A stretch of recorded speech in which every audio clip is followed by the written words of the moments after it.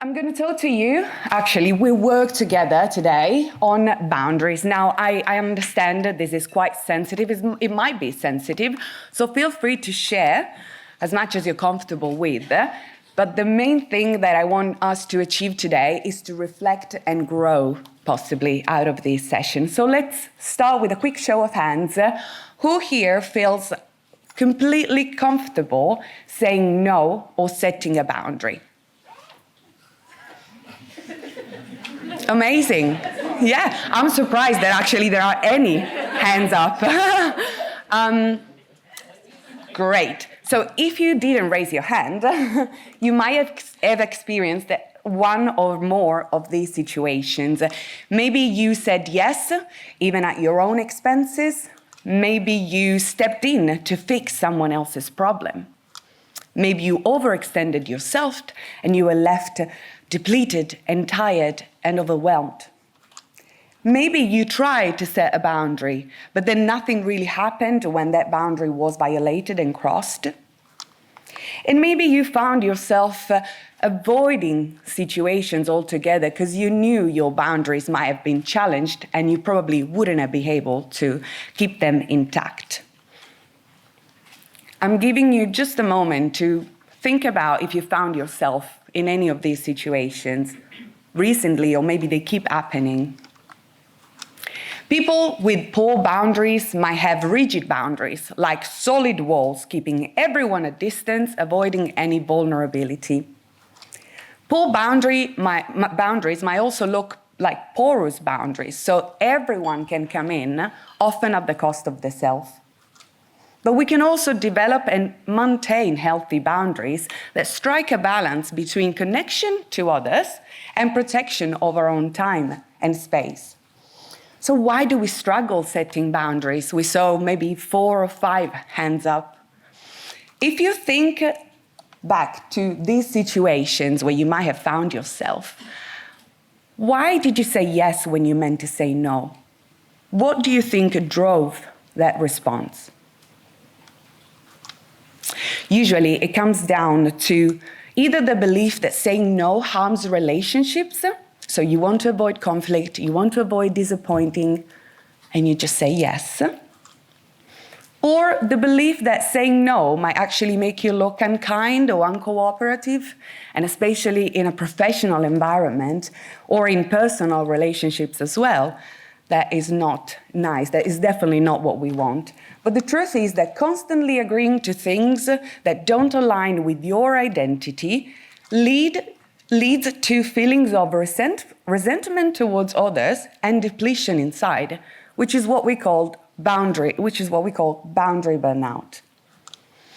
So, for example, you are swamped with tasks. You're finished to write a paper, you're designing a poster, you're preparing for the next meeting. Someone comes in and asks to review their draft.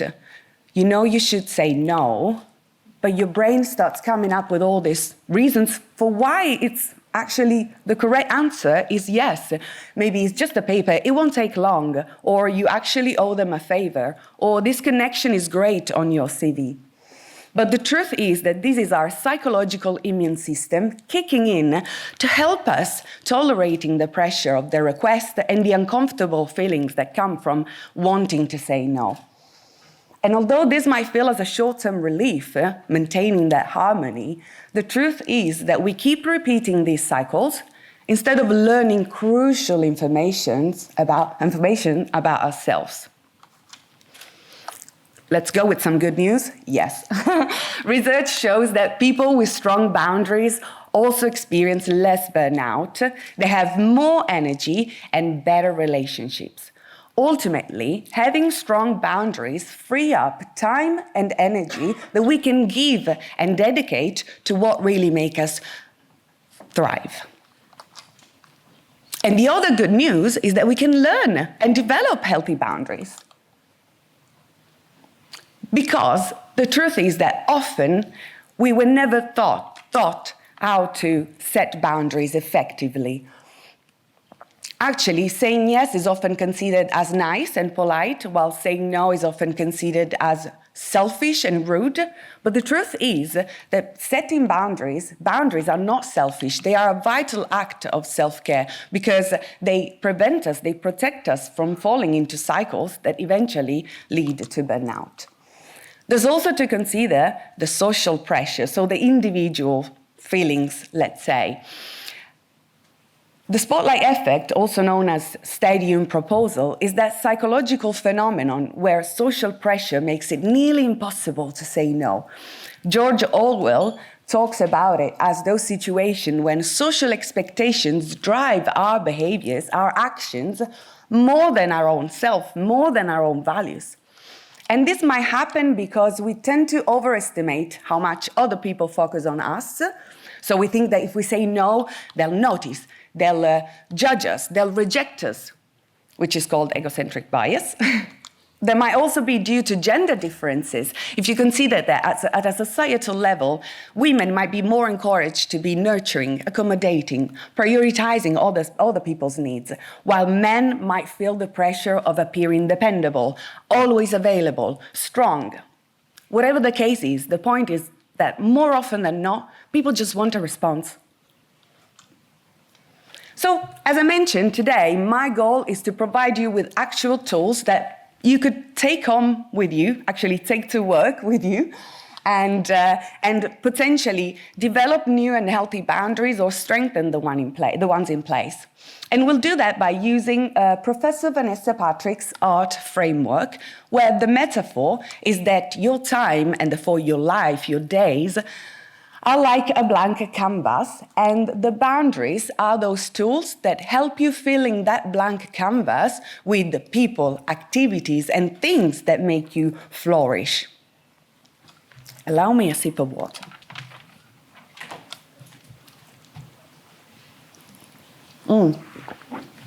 Sorry. Awareness took a different way. Anyway, so tool number 1, A for awareness. Since we started, I've asked you to recall situations where you find yourself in, or think about how you felt in that situation, or what was your behavior, how did you react? The first tool to set strong boundaries is to know what your identity and your values are, because it's on those that you will found and establish your boundaries. By taking this time to elaborate, to evaluate those situations where you feel uncomfortable saying no, you can actually build the mental strength that you need to handle the pressure the next time a request will come, and avoid compromising your well-being. We are scientists, we are researchers. We trained to stay determined and focused under pressure. And it's important that we learn to do that, to set our boundaries, not just to work. So, self-awareness obviously doesn't come easy and straightforward, especially if it's not something that we've worked on, if it's not a habit that we worked on. So, Professor Patrick gives us a practical tool to evaluate the cost to us, which is the effort that our request demands, versus the benefit to others, which also corresponds to the feeling of reward that we get from accomplishing that task. So we can evaluate past situations to assess future requests before we end up committing to those. So Pass the Salt asks, they're easy, require nearly zero time, maybe just a bit of goodwill. For example, would you introduce me to that collaborator at that institution? Sure, no time, easy peasy, and it might actually strengthen our collaboration. So great. On the opposite, we have bake your famous lasagna. These are also known as careless asks. I just need this thing to be done, and I know you'll say yes. So I'm going to ask you, and you'll do it. Yay. They often have a high cost to us and low benefit. And they're often presented also as opportunities. Oh, you're so good at it. Although we should wonder, although this task requires a lot of effort, but it's not always worth it. The opposite happens for the hero's journey asks. They have high they definitely require work, but they are also highly beneficial for others and for ourselves. Would you like to lead a workshop at the ECR Retreat 2025? Yes, it does require work, but that's what I work for. It aligns with my long-term goals. It makes me flourish somehow, and it's an opportunity for visibility, for networking, for feeling inspired and encouraged when I'm feeling stressed for my work. And then finally, we have the email tweet asks. They just clutter your calendar. They just distract your focus. Would you mind jumping into this optional meeting just in case we need you? Definitely should be avoided altogether. Okay. Tool number 2, again, I'm sorry for but it's all right. Tools number 2 are for rules, not of decisions. These are also called personal policies, and they serve us as a map to filter out distraction and unnecessary commitments.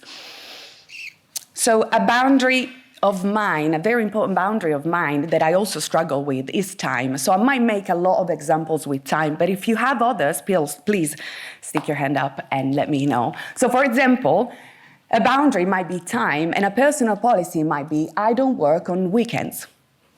So my personal policies help me establishing the boundary.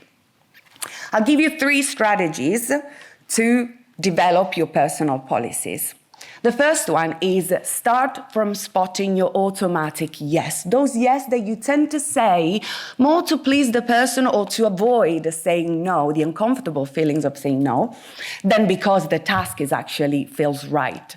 So for example, you always agree to help colleagues that ask you to review their draft, but you yourself are on a writing deadline.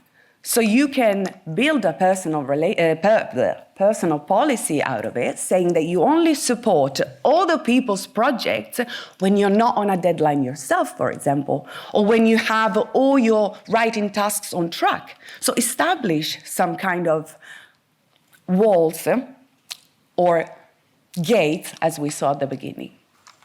The second, so these help us turning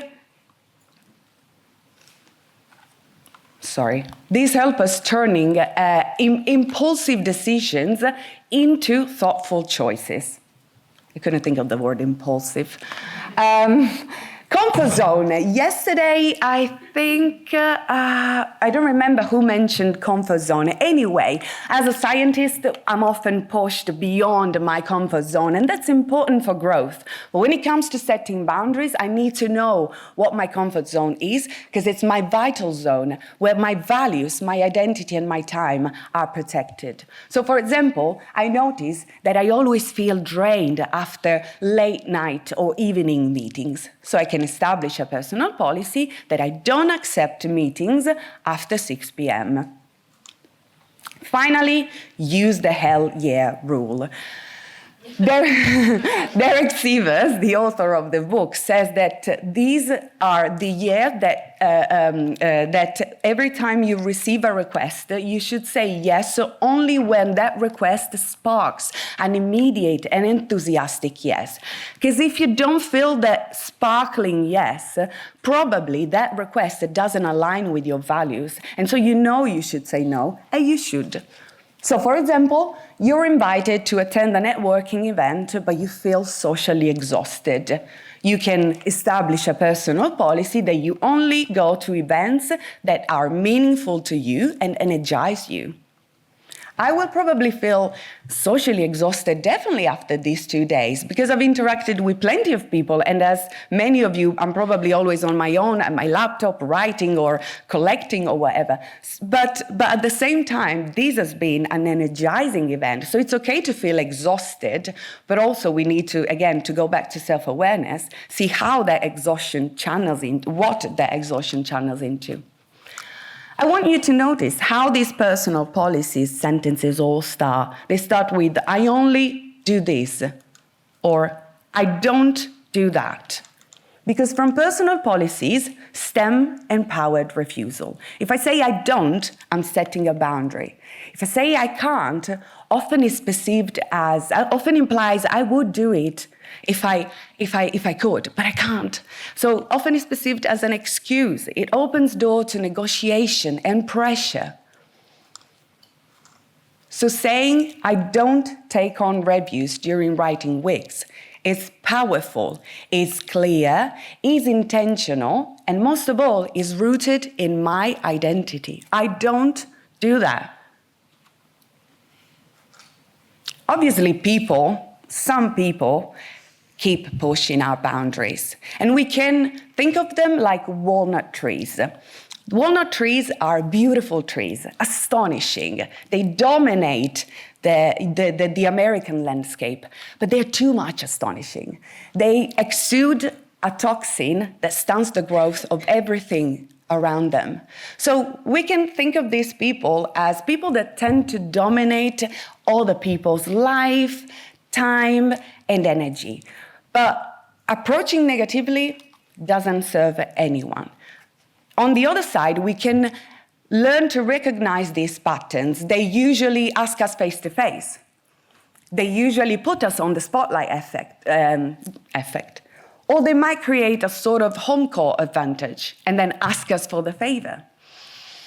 If we learn to recognize these patterns and these walnut trees, we can be prepared to respond with an attitude that is calm, consistent, and confident. While we state our boundary, there is no guilt and there is no over-explanation. It's important that we know that ourselves. We are not rejecting anyone. We are not controlling anyone. If I value my time because I need to stay productive and avoid burnout so that I can do my work even better, and in the meantime, preserving my well-being, I need to build my own boundaries. I can't wait for other people to do it for me. That's why at the beginning, the title of the talk is It's Me, Not You. Self-talk, effective self-talk, is the first of the many ways that we can apply tool number 3, which is the totality of self. And it's that part of setting boundaries where we honor our decisions through actions. And we do it with, again, effective self-talk. I'm not being rude, I'm honoring my values. We'll do it also with the body language. When I align my non-verbal cues with my words, I'm reinforcing that boundary. And it is more likely for me to stand by my boundary and for other people to take it seriously and respect it. So if I say, I don't work after 6 p.m., don't really work. I don't work after 6 p.m. I don't work after 6 p.m. So when I state my boundary, if I say it with maybe avoiding eye contact, keeping a low tone of voice, close posture, it doesn't come through as powerful as saying it with an open posture, relaxed facial expression, and balanced eye contact. Don't say that, sorry. And I encourage you to practice this type of empowered communication. Yes, stand in front of the mirror, state your boundary clearly, and then try to see what is your body saying. Is it saying the same thing that your boundary is saying? And there's only one way to do it. Look at yourself in the mirror while you do it. And finally, is the last part of the totality of self is aligned behavior. It's not enough to know your limits and express them. You need to go through with action, because every time we don't enforce a boundary, we are chipping away at our self-trust. Boundaries are promises that we make to ourselves.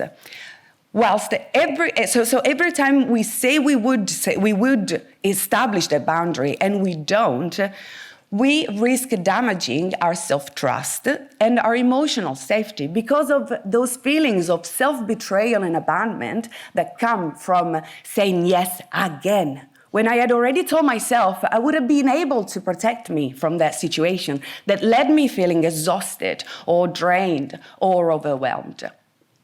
And this is the foundation of empowerment, alignment between who we are and what we choose, how we fill those blank canvas. Thank you very much. I'm finished.